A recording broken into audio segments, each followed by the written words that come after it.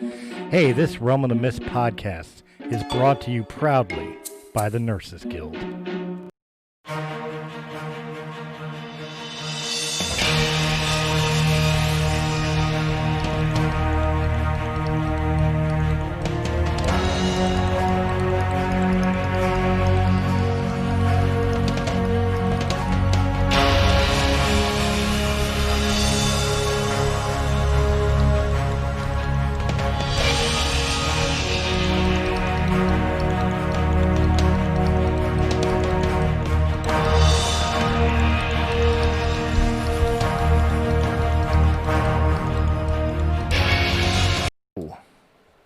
Hey, what's up, guys? Chris and Chris back for another daily show for Realm of the Mist Entertainment. How you doing, Chris? Doing good, man. How about you? I'm good. Shit. Well, we were sitting here talking. I can hear you. Can you hear me? Can you hear me now?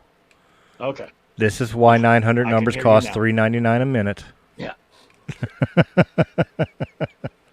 Get a girl with a stutter costs you $1,300. We are here today to pay tribute and homage to probably one of the greatest of all times. He was kind of like sex in your ears, wasn't he? I guess the best way you could describe him, Mr. Eddie Van Halen.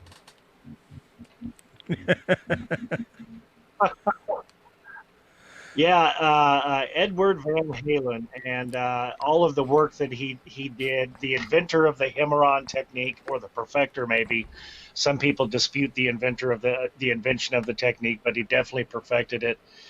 And he has, his catalog of, he's one of the few guitarists who was able to, while performing lead, also maintain rhythm. There's so few people who are actually able to do that. And if you just listen to the guitar outtakes from just Hot for Teacher, you'll hear him do all of it at the same time. While he's playing lead, he's doing lead with the rhythm, and then he'll switch to rhythm back into lead with it. Just a very rare thing that, most lead guitarists are so egotistical that they would never participate in the rhythm portion of it, or at least not incorporate it with their solo material. And he was able to do both really regularly. I was gonna say that because one of my all-time favorite guitarists of all time in a four-piece band obviously was like Randy Rhoads, and Randy, when it was time for rhythm, he was all about the rhythm. But when it came to the solo, he never carried the rhythm. It was always the bass that carried the rhythm while he was doing the magic that he does for leads. So Eddie was very rare in the fact. It wasn't until Ozzy got Zakk Wylde that he had a guitarist who was able to do both at the same time. Absolutely. Because Randy wasn't that guy. But he didn't have to be. He was just such an incredible artist that, he was so talented, I guess, that ego... It's not really an ego thing. I think it was just, showcasing his talent the best way. And probably Ozzy directed him to do so. But... there's very few guys like that, and Eddie and Zakk Wylde, Kirk Hammett, and maybe Clapton and Jeff Beck fit that category. Joe Satriani, Dave Mustaine.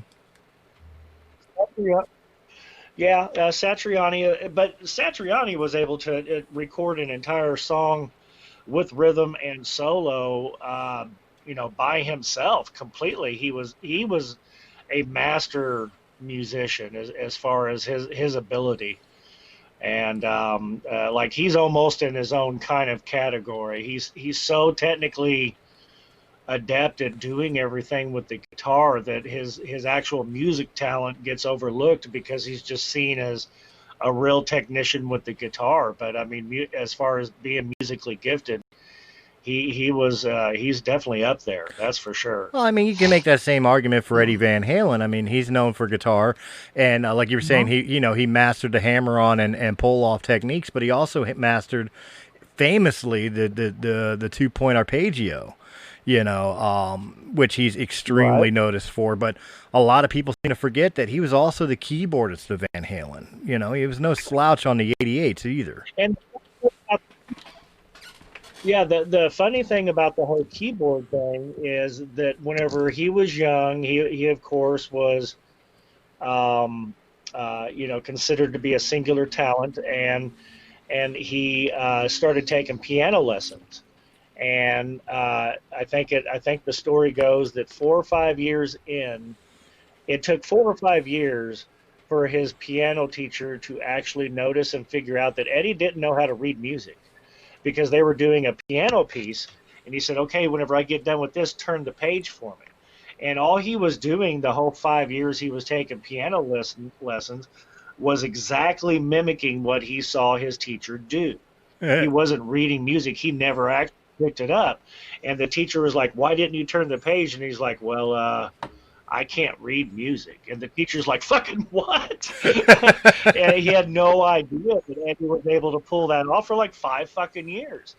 And he's dealing with, I mean, this isn't, like going down to H&H Music Supply, one of those piano teachers you see at high school. This is like a world-class pianist. And it took him that long to actually catch on the fact that Eddie didn't know how to read sheet music. So the fact that he was able to become this virtuoso without the ability, in which later he did actually learn sheet music, but at that time, at a very young age, he was able to do just magnificent pieces without being able to read a piece of sheet music, which is incredible, really. Which is something that Eddie and I have in common. All the years that I was a musician, since I was 13 years old, I was taught by an old hippie guy how to play guitar, and he taught me by sitting me down with like Pink Floyd and Doors albums and teaching me, listen, hear what he's doing and figure it out. And that's how I learned. It wasn't until Right. my last band back in 2007 that I started learning tablatures. I still can't read the chicken scratch music, but I can read tabs. And Yeah. that was Yeah, and almost there's 30 a years huge later. difference between and that huge difference of learning by feel and hearing and watching someone else do it, and then learning tablature. There's a huge gap in musical ability between people who are able to do tablature or be able to hear it and play it after just hearing that song be played once and being able to pick up a guitar and mimic it. I had a friend, Chris Byers, who was able to do that. And to this day, he still can't read music, but he can play anything he hears on the radio. If he hears it one time, he can sit down and 15 minutes later, he has that song. He just has that natural gift of the ear, being able to mimic exactly what he hears. But that also limits you from a creative standpoint, because how great of a songwriter can you actually be if you can't write the music? Well, I could I write the think there is a tabs. limitation factor, and that's why Eddie had to learn to do it. Right. Because if you look at all the old albums from Diver Down on, he got a lot of the musical credentials, but he didn't have that when the band first started. Right. Well, I would argue that, like, as long as you at least know the tablatures, you could still get it translated by somebody who does do true music sheets. You know what I mean? Because they could figure out that, Right. okay, the tab says it's a F sharp open A C, and I know that's Right. gibberish. People are probably like, he doesn't know guitar. I'm just throwing letters out there. Just go with me. All right. As a Right. chord, Yeah. It doesn't talking about a sheet matter or not, but yeah. Someone who's able to translate what that means and put it into the postscript that is required for writing music. That's a talent itself. To be able to translate those two things. What does the tablature mean and what the note actually is. There's definitely skill involved with that too. But talking about the passing of Eddie, and he dealt with pancreatic cancer and fought through it for 4 years, which is I thought it an was throat. incredibly long fight. And pancreatic, Well, I thought it was throat. what was that? I thought it was throat. Was it? I'm not sure, but I I think it thought he was throat recovered from cancer. the throat and still battled with the pancreas. I'll look it up. I Keep. think I think he had both. To be honest, I'll look well, it while back I'm up. talking about it, look it up Yeah. and fact check me on that. But just the fact that the because the throat cancer isn't necessarily a killer, but the pancreatic is almost that's definitely a death sentence. So I think that's why I keep thinking it was pancreatic that he submitted to. But He may have battled against that Regardless of too, that, but it looked okay. he may have battled against that too. But But if here we go. L.A. Times. We'll go with that. I'm pulling it up now as you speak. okay, all right, yeah, them or Loudwire would probably be the best trustable source on it as far as that goes. But looking at Eddie Van Halen's work, the originality of the concepts of the music that he wrote, you know, with the hammer on Throat cancer. and the two note throat cancer is what got him. Okay, It all right. was throat cancer. Okay, so you know, battling through that, but going back to the beginning of it, at his prime, which I would consider to be probably 1984 or maybe 5150 would be like, you know, that's probably the mountain of as far as his music talent being put on display. He did so many things before that. I would Obviously no one would even know what the hammer technique is if they didn't hear Diver Down, because that's where it was first done at. But I think as far as like an entire catalog looking at it, you know, what do you think at 84 or 5150, or are you thinking something earlier? I'm definitely agreeing with 84 and 5150, but I mean I'm also looking at the Hagar days. He wasn't no slouch during For Unlawful Carnal Knowledge or OU 812. Nope. You know, these were they may not be as classic as, you know, Pound Cake may not be as classic as Hot for Teacher or, but they were still solid guitar works of art. I mean, especially Pound Cake, where he's doing his arpeggio as a group, he's doing his arpeggio with a fucking drill. and whether you, yeah, and whether you, the one interchangeable part of the group is either you're looking at David Lee or you're looking at Sammy Hagar. And the argument can be had over who was the better frontman for the group. But as far as the musicians within the group, those three guys were so tight and so well rehearsed without actually putting in a lot of rehearsal time outside of the studio. When it was time to go live, they just got up and jammed, but they had played together so long for so well that it was just such a tight trio. And it was almost like you could bring in anybody who had the pipes to be able to carry off at least three of the songs, three of the David Lee songs, and two or three of the Sammy Hagar songs. If you could pull in anyone who could mimic those 5 or 6 songs, that the group never would really have changed whatsoever, because the musicians in the band were so tight and led by Eddie, obviously.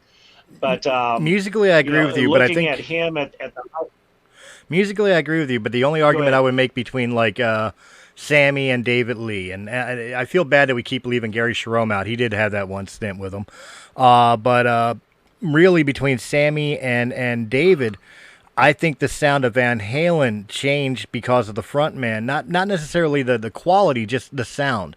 And what I mean by that is Dave's stuff with Van Halen was always more party, more upbeat, where there was more serious musicianship in the Hagar era of Van Halen, where it was like they were a serious rock band instead of a party rock band. There was a lot more, you know. Yeah, there was a change, and I think it's more presentation, because David Lee is such a party guy, he's such a legend whenever it comes to, you know, just being completely off the hook, especially in the all the way through the 80s when he was using so bad and everything, and his voice was he wasn't the greatest singer of all time, but his voice was so iconic.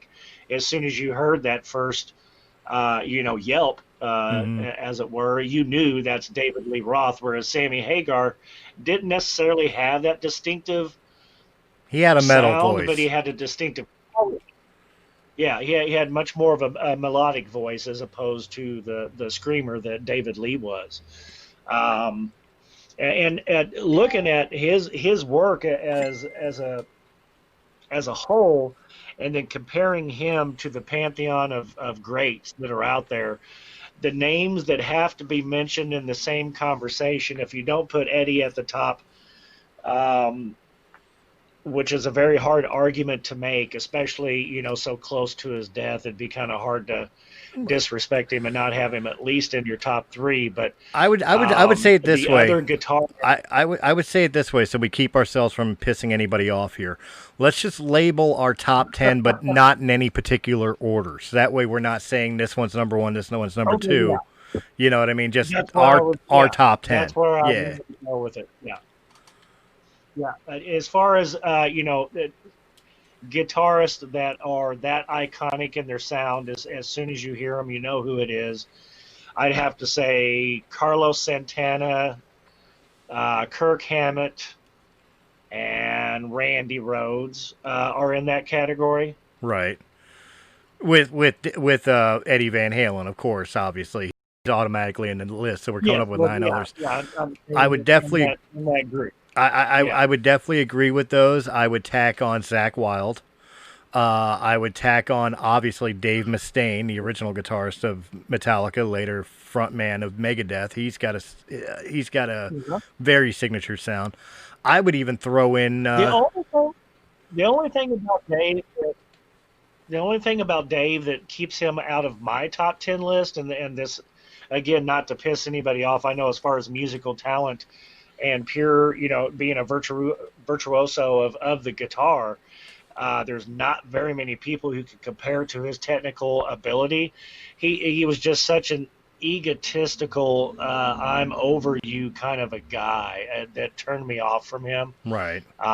That's the only reason I would leave him off a top 10 list, even though talently, it's kind of hard to say that he's not one of the probably top 10 greatest ever. But his attitude, especially when he got clean and he got preachy there for a while. I saw a couple shows, and the way he talked to the crowd, I was just like, that's not rock and roll. I mean, you're a great musician, but you're not being a rock star right now. And I just didn't like his approach to the fans for about a 10-year period of time there. Well, he's leveled off quite a bit lately. I can go with that, but I mean, if we're talking the top 10, we got to use obviously the Holy Trinity.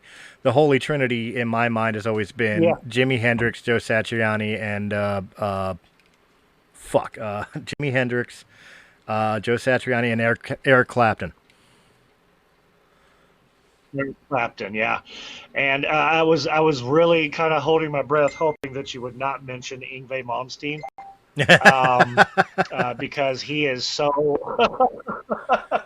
he's so effects driven that it's hard to say that he's obviously a great guitarist. He was able to record a couple of albums of just him playing the guitar, and it sounded almost symphonic. But at the same time, I saw him live in concert, and this is probably 87 or 88, whenever he put out that one big solo album back in the day. And just watching him run around on the stage, hitting foot pedal after foot pedal after foot pedal, and then seeing a good view of his guitar where the neck is so scalloped to allow for him to have that reach and everything to perform those notes. And it was like Hendrix played the guitar backwards and upside fucking down, and it was different every time you heard it, and it was great every time you heard it. It wasn't this technical performance. That's the reason I've never really given Yngwie credit that a lot of other people do. Real guitarists obviously give him a lot of credit, but from a fan perspective, I just didn't. It was so technical, it was hard to appreciate how much of a master of the guitar he really is. Right. But it was just such a technical show. It wasn't an artistic show or a rock show to me. Well, I mean, I can make the same point about somebody that most people would probably say wouldn't put in their top 10, but I mean, just on emotion-driven solos alone, and I mean, the guy is a good guitarist, whether you agree that he belongs in the top 10 or not. I got to give it to David Gilmour. Pink Floyd. I mean, the man. Oh, Gilmour was actually ahead of his time as far as some of the recording techniques and the ability. He was another guy who was able to play rhythm and lead at the same time, actually, even though he didn't need to in that group, because you're really talking about a 5-piece group, not just a 4-piece. So he was able to do both simultaneously, not as well as Eddie. but the fact that they were able to do pure concept albums and all that stuff, and his sound being very iconic, and you know it at a note. He's another one of those guys, and I think your Trinity is spot on, with Clapton and Hendrix and Satriani. Just, look at all the talent that is just, look at, it's kind of like what they say in football. Look at the coaching tree. Look at the talent that Satriani has actually produced. Right. The people that he has taught that have come on to be greats in their own right. He's just a masterful guitarist and a real artist and a real rock and roll guy, not just like, that's the big difference for me with if you were to see a show with Yngwie Malmsteen versus a show with Eddie Van Halen. Eddie Van Halen's going to fucking blow your face off, and Yngwie Malmsteen's going to do a lot of stuff, and it's like, wow, it's neat. How is he doing that? But it doesn't blow your face off. Right. That's the difference between a real showman in rock and roll and maybe just a true artist, which Yngwie is. So, yeah, some of these guys belong in this top 10 list because of the fact that you knew they were going to blow your fucking head off whenever you saw them, and you were going to leave wishing that you were that guy. He's the guy that every guy wanted to be and every chick wanted to be with, the epitome of the lead guitarist in a rock and roll band. And Eddie Van Halen's definitely he's leaving a big piece behind of being one of those guys, or being the first of the video version of those guys. Well, to be fair, I think we got to throw a chick in there too, and out of the years of female musicians, Lita Ford. Lita Ford is an unsung hero of guitar. She really is, which is sad. I would put her on our little Mount Olympus of guitar heroes, if you will. Without a second, I would also put Liz Phair. In the days. Okay, all right. Now, that's a good argument there. Lita, especially during the days of her being a total smoke show and being able to shred, like, I don't know if there's, other than, the Wilson sisters, I don't think there's anything close that compares whenever you're talking about female guitarists, and both Ann and Nancy both can play. Obviously, Nancy can play better and Ann can sing better, but Lita, I think, is a name that's often left out of the greats conversation for sure, because she was fucking incredible for a period of time.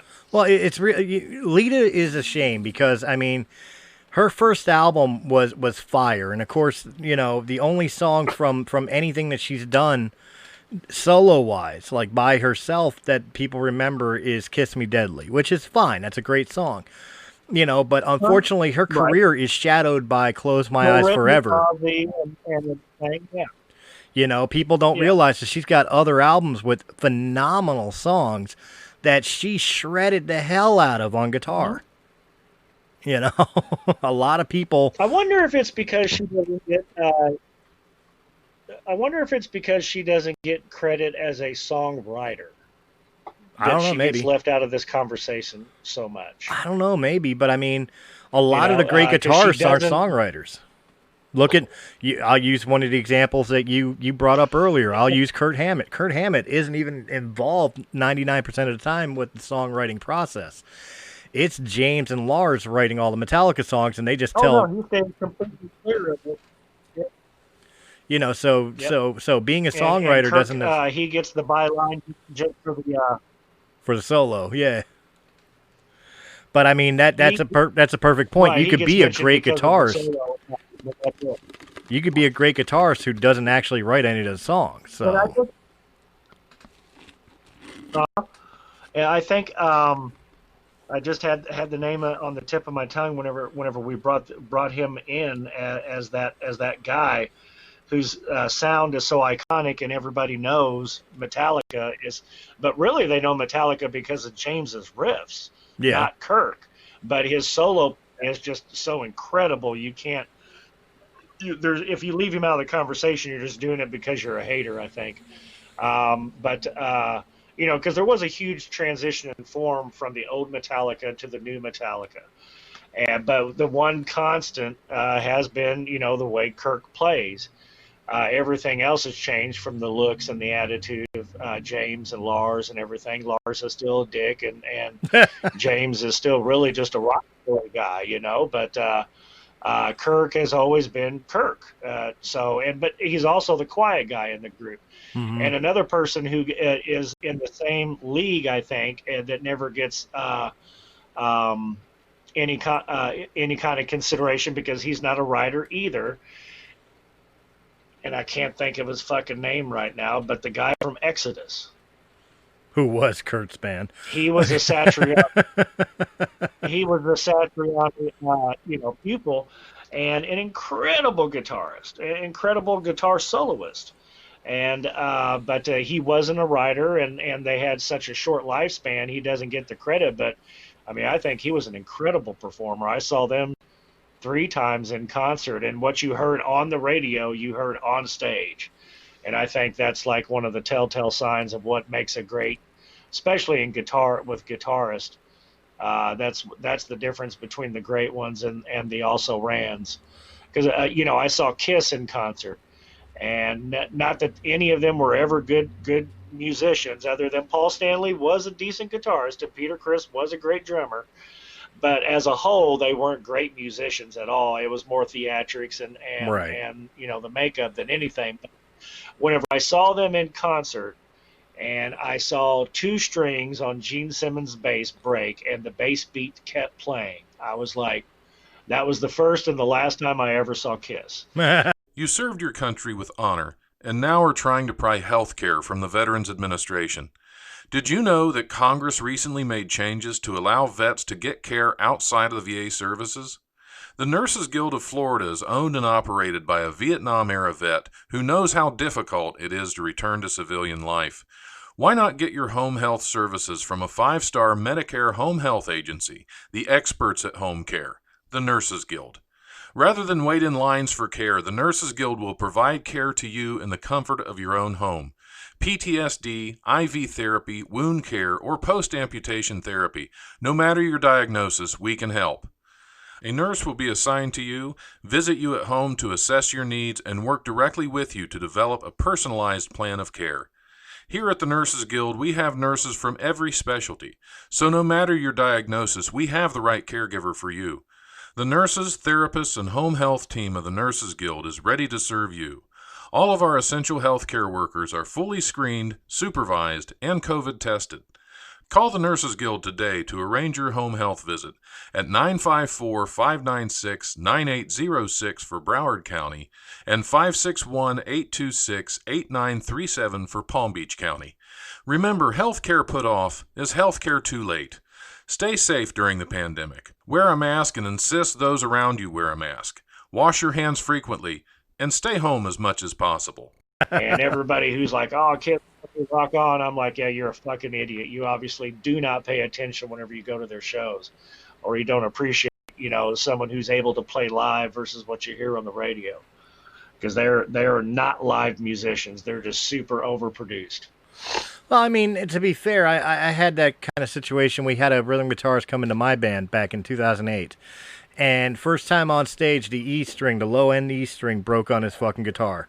Now, we're a metal band, which means we hug the E string fucking throughout our set, and that string went out in the first fucking song. That string snapped, and we got the whole set to do, and fucking show must go on. He figured out how to fucking just go up a fucking octave and play on the A. He finished the sets. I mean, well, he's a real guitarist. Yeah. Yeah. So I mean, and he was just rhythm. Yeah, and people who are able to, play like that on the fly, that's something that gets overlooked. And I think that's why, even though we have both mentioned him, if we look at his work as a whole, from Black Label Society to the beginning with Ozzy, and everything since, Zakk Wylde, I think, is not ever going to be remembered for how good he is, even though people do appreciate him. That's a one of a kind guy too, right there. Look, you don't run across that guy very often. Able to play just as hard and fast as Dimebag, but then sit back and play something that you would hear from Carlos Santana all at the same time. You just don't find that with these guys very often. And I think he should be on everybody's top 10 or, be in the conversation, but he'll never truly be appreciated for how good he actually is. Well, you're absolutely right. He's one of my top. You're absolutely right. Zakk Wylde is literally the reincarnation of Randy Rhoads. There's no way around it. But Ozzy, you got to give credit to Ozzy in his solo career. Ozzy Osbourne has an ear for musicianship because every guitarist he's ever played with, from fucking Geezer Butler not Geezer Butler, Tony Iommi to Zakk Wylde, to Jake E. Lee, to Zakk Wylde, to fucking Gus G. He has never had a shit guitarist on his stage. No. He's always had, if you looking at Motley Crue and all of their iconic party songs and everything else that goes along with them, they were, the poster boys for being the bad boys in the late 80s and everything, and the hairband gods and everything. But if you watch Mick Mars as a guitarist, he's trash compared to all of these other guys. I mean, he's able to hold his own, in a live show, but he is not a great musician, nor is he a great guitarist, nor is he a great frontman like Zakk or anything like that. He pales in comparison in almost every category, other than the fact of his longevity of being able to deal with all of the crazy shit show stuff that Vince and Tommy Lee put the band through, let alone, Nikki Sixx going through everything that he went through. He was the one kind of calming water throughout all of that. He never belongs in the conversation of one of the all-time greats.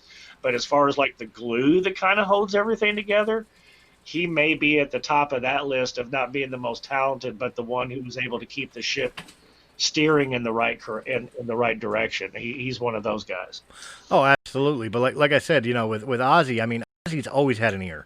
You look, every member of the band, of the solo Ozzy band, at one point or another, you had the drummer from fucking Faith No More playing with Ozzy for a while. What was his name? Mike Borden. Yeah. You had fucking Rob Trujillo from Suicidal Tendencies and now Metallica. He was fucking bassing for Ozzy at one point. Like Ozzy, he may be nuts. He may be crazy. He may be burned out to all points of the world, from his drug and alcohol use throughout the years. But that man has always had an ear for talented musicians.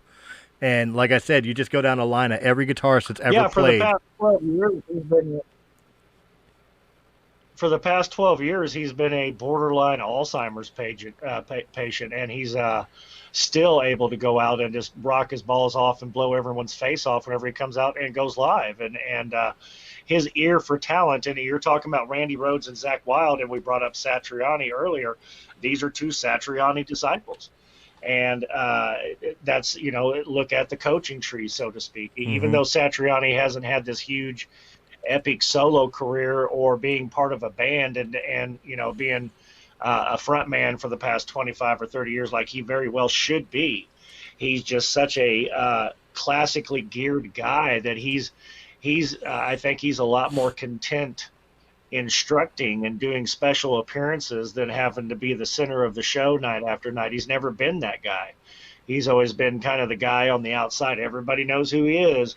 Everybody knows how important he is and how talented he is, but he's never had to be the center of attention like so many other, great lead guitarists have had to be. Well, let me wrap this up with a question for you. Now, personal opinion as far as Eddie Van Halen is concerned. Personal opinion of Eddie Van Halen is Eddie was so talented. You could put him in any band, like take him out of Van Halen and put him in any band and he would fit. My question to you, though, is on the top of your head, if Eddie wasn't in Van Halen, if Van Halen split up and was gone and Eddie went to find a new band, what band would you want Eddie in first and foremost?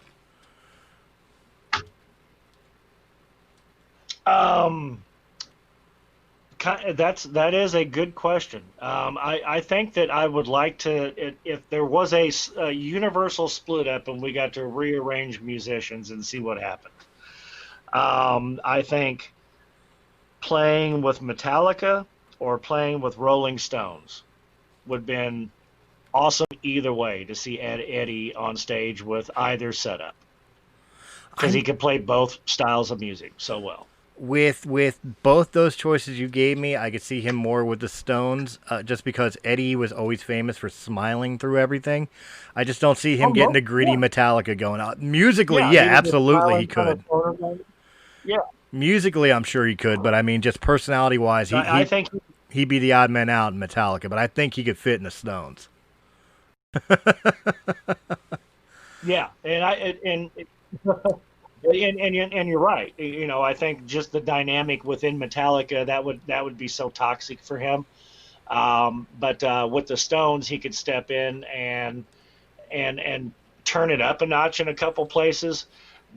Still be the classic, not center stage lead guitarist, and have a great time while he's doing it, and you would never miss who he replaced. My first choice. So I think my first choice off the top of my head for him. Let's see how you feel about this one. This is no bash on the original guitarist of the band at all. So I know there's a lot of people who are huge fans of this band. But if he wasn't in Van Halen, if Van Halen broke up, I would love to see him bring his energy to Queensryche. Man, them having outside of so they had two problems in Queensryche, and my wife is probably like if there was like the world's greatest fan, she would definitely be in the conversation when it comes to Queensryche. But the problem that they had first and foremost with Joff being just such a egomaniac, and then they were never really able to have like cohesive stability with their guitarist. And even though he was with them in all of the albums, he didn't studio play all of them. Right. He didn't write in all of them. He would perform, but he didn't always perform with them. And, it was almost an interchangeable part for them. And if they were to have that steady day in, day out guy who shows up and rocks out every day, then they could have been, instead of a 3-album blip on the map, they could be, 20 years later putting out new stuff that everyone still enjoyed. So yeah, I can definitely see that. That would be a good place. And if I didn't put him in Queensryche, I'd put him in the ultimate dream team. I would make him lead guitarist of Rush. Put him with Neil Peart. Oh, that would be incredible to see. It definitely would be him and Neil, or him and Tommy, on stage together. I think would just be mind blowing for most people, because you have between those three names there, you're talking about 1A and 1B as far as their instrument that they play in most people's minds. So right, either way, I think it would be phenomenal to have seen him on stage with Neil. And we've completely left Jimmy Page out of the discussion, which I think is a travesty. Oh, it is absolutely a travesty. I mean, well, there was a saying in my last band, Dissolution Purity, when we would be writing our songs and we get frustrated with a song, and it's like we had to remind ourselves that a guitar has 6 strings standard, 22 frets, which means there's only so many chord combinations and riffs that you can come up with, and Led Zeppelin's done them all. So much math. And Led Zeppelin's done them all. So all we're doing is rehashing what they've already done. Yep. Yeah, you can't leave Jimmy out of this conversation. And the crazy thing is, Jimmy was able to do it. Yeah, and he was able to go in studio after the drum track and rhythm had been laid down, and Plant had laid down the vocals, and just kind of listen in and be like, okay, cool, 1 or 2 takes, and the album's fucking done. That's the way he recorded, like all the way through the outdoor. That's the way they recorded. Jimmy would come in last, lay down the guitar in 1 or 2 takes, and that was that. and you can't think of anybody else who was that good, really. And maybe it's because the sound was so uniquely his that he didn't have to do too much to actually duplicate it from one album to the next. But then again, whenever you watch any of their live stuff, the song remains the same. Outside of Robert Plant getting up on stage and helicoptering his dick to the girls in the front row, you can't take your eyes off of anything Jimmy Page is doing, because he's just, Thanks for the image. Because it's just, Right, yeah, that visual is hilarious, right? But that was Robert Plant, and then also Jimmy Page just doing his thing, where he's heroined out or whatever the case is, and he's just kind of twisting and turning on the stage, and it's just as natural as breathing, getting that sound out of that fucking guitar. The sound was so uniquely his, and they get bashed all the time by modern musicians now because they sampled so much, but every group has, and fuck you if you think everything you're doing is original, because it's not.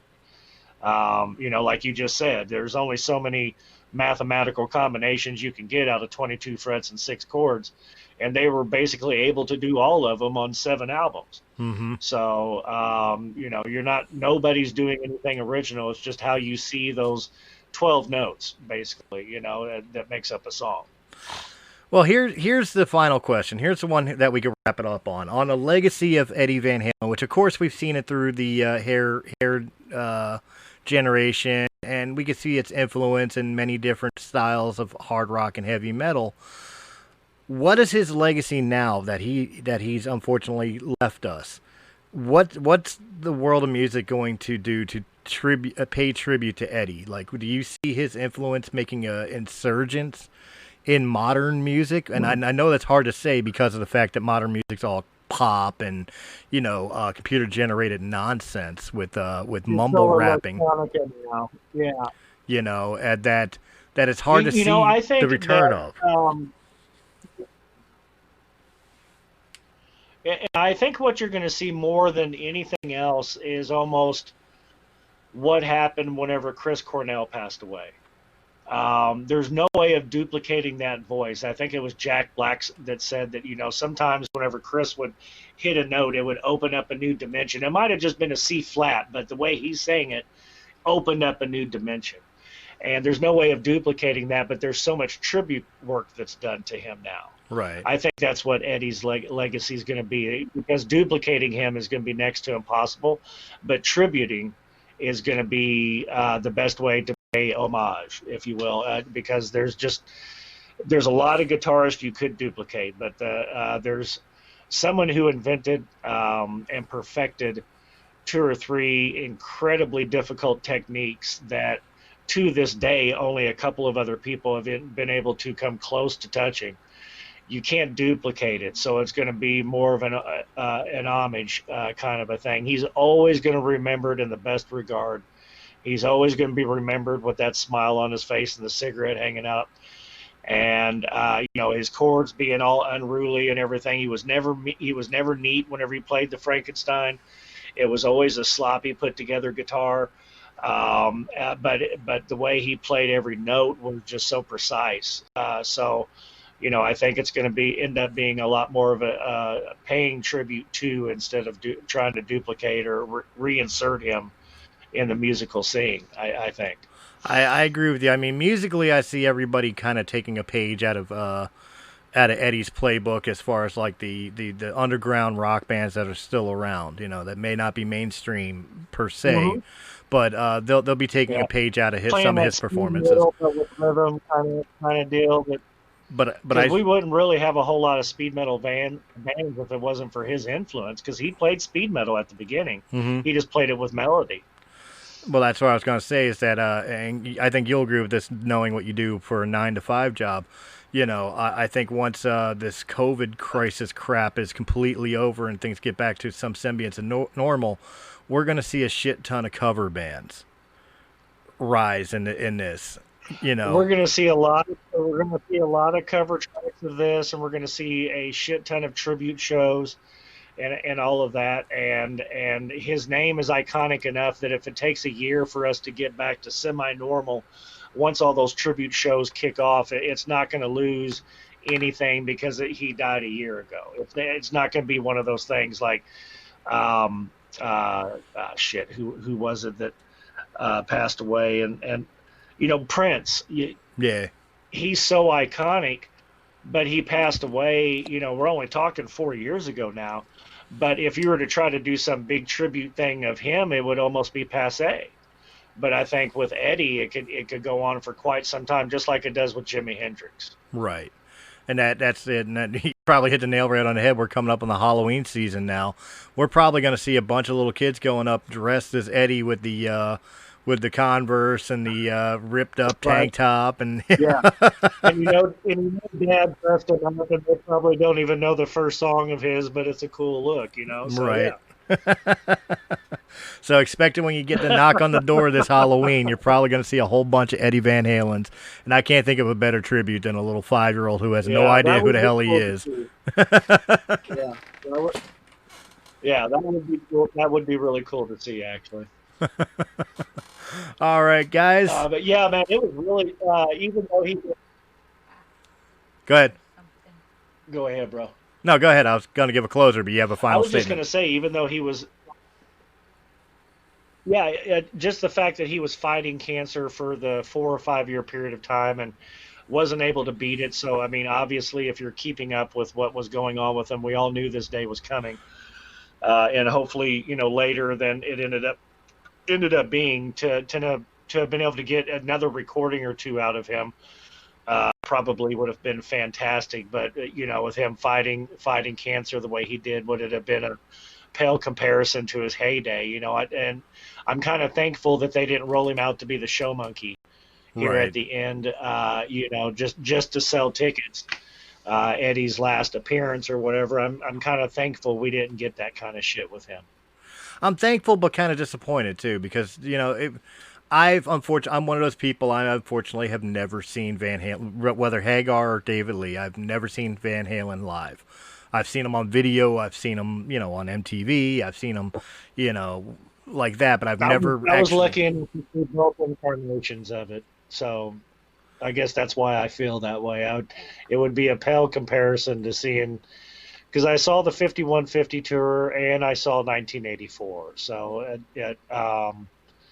it would be hard to see him in that shape after having seen him in his prime. Right. At least for me. Well, I mean, considering the pictures I've seen of him in his 60s and all, because he died at 65 years old, 50s and 60s. What's funny is with the goatee and the short spiked hair, he looked kind of like your next door neighbor fucking that works construction. You would pass him on the street, you would never know he was a rock god. Didn't catch up with him until these last couple of years. Yeah, age didn't catch up with him until these last couple of years, and he was always able to maintain a cool look. So that's, luckily there's that, as far as like recent memory and recent pictures and stuff like that. Because some rock and roll guys on their way out, I mean, you can just tell they're on their way out because they've been rode hard and put up wet so bad. But, Eddie somehow or another, even though he, died with throat cancer from, 50 years of smoking, he was still able to keep it together for the most part. If he made a public appearance, he made sure to not show up looking like shit, so that's, a lot of guys have not been able to do that. Which is why we needed him in the Rolling Stones, because I mean, I've never seen the Rolling Stones live, and I've been to 3 of their shows.